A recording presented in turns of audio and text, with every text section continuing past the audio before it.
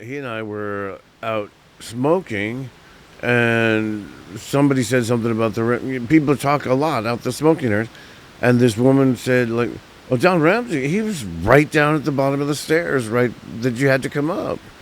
But there was booths in there made of curtain, and we walked right past him without knowing it. And so when she told us that, we went inside. He was being interviewed by Ashley Banfield, and that interview, we couldn't hear a word, just like watching him. I'm like peeking around the curtain, and but it ended right away. They take his microphone. Not that anything happened, but they take it. It's over, and they take his microphone off, and he starts leaving.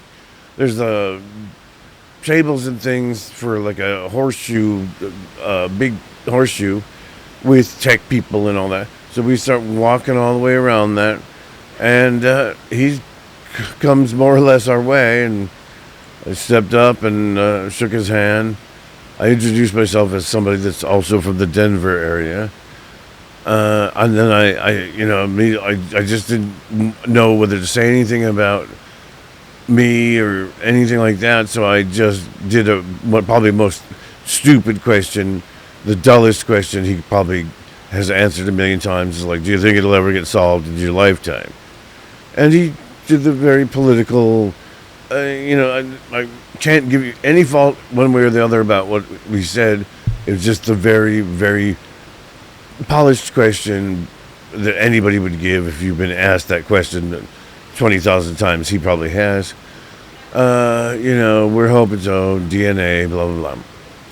But somehow in that, he mentioned famous crime scene investigator Lou Smith, who was deeply important in the Ramsey case. And I said, I met him too. And that's what he really perked up his eyes and went, "You met him?" And that's what led me to go ahead and tell him.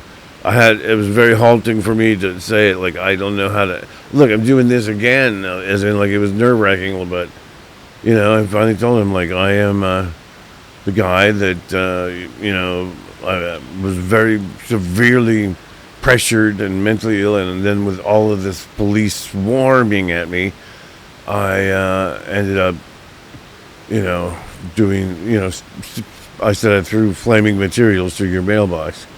And he just looked at me, and he went, "You're forgiven." He didn't change too much. He's had to meet so many people, just first in his business life, and then now with things like this, that he didn't suddenly change a whole lot. I felt like he did suddenly started really scrutinizing me, like, and looking into my eyes to see. You did shove some. Yes. Tried to burn his house down. Did you know he was in the house at the time? Or duly noted. I am aware. No, I knew for a fact that nobody was in the house. That was locked up good. So, thank you. Which one, right? It's in two different states. I wasn't going to tell you that. Otherwise, I couldn't cheat you by doing that. Not saying. Thank you. Good luck to you. This is my wife, Janet Harper. To this day. Thank you. But I look into